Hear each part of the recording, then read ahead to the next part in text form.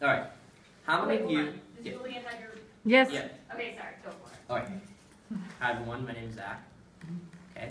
How many of you ever really think about how our day-to-day actions are shaped and molded by the foods we eat? Anybody? I never really thought about that either at first. Well, today I'm going to be talking about how diet really does affect our behavior. In my opinion, the three main dietary concerns involve monosodium glutamate, or more commonly known as MSG, food dyes, and most obvious, sugar. So let's take a look at our first ingredient. Most of us don't realize it, but when we pick up that bag of chips, or take a bite of steak, or even take a sip of milk, we might be consuming MSG, depending on where the item came from. MSG is known to be an excitotoxin, which in a way acts as a poison and can overexcite ourselves to a point where it can cause serious damage throughout our bodily system. Many side effects that I read through our bodily system include like nervousness. Overall, sorry, I lost my train of thought. There are many side effects that affect each bodily system, but most importantly, MSG has also been known to kill neurons in your brain, which in turn can cause serious behavior issues most commonly seen in children and teens. Now at this point, you're probably thinking to yourselves, at this point, you're probably thinking to yourselves, why companies use this terrible ingredient. Basically, MSG is a chemical that intensifies the flavor of food and drinks, and like most other bad ingredients, it's really cheap, so that's why many popular companies use this ingredient in their industry. Just like MSG, food dyes can be found in so many processed foods and are also known to cause behavioral issues when consumed.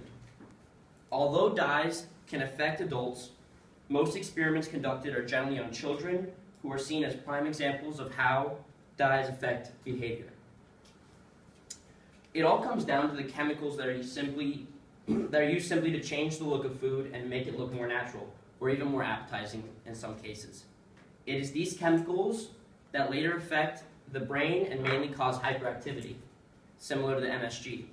Many studies have been conducted with clear results that show that not only sugars produce hyperactivity, but the chemical dyes do as well. This idea has even prompted some European countries to even ban some types of chemicals that were used in the process industry. And finally, the most obvious and well-known behavior factor, sugar. I think we all know that sugar can create hyperactivity in children and even adults. We even came up with a name for it, sugar rush. But what is the actual reason we get this rush from this tasty stuff? Well, many studies have shown that high sugar content in foods and drinks leads to excessive insulin release, which in turn leads to falling blood levels, or better known as hypoglycemia. Hypoglycemia can cause the brain to release a natural chemical known as glutamate in levels that can cause hyperactivity we all know so well. This isn't too bad, right? However, the thing that most people don't know is high glutamate levels can also cause agitation, depression, anger, anxiety, and panic attacks in both children and adults. Those were things that I had no idea before about sugar and high glutamate levels. So although we may not realize it, sugar can do a lot more than just give us a little energy rush. And the scariest thing about sugar is it can be hidden in common processed foods like breads, condiments, and other products that claim to be healthy. So overall, before you take your next bite of those bag of Cheetos or sip of soda, just take a second and think about how it might really affect you. So I know we're college students, but try your best to eat healthy. Thank you.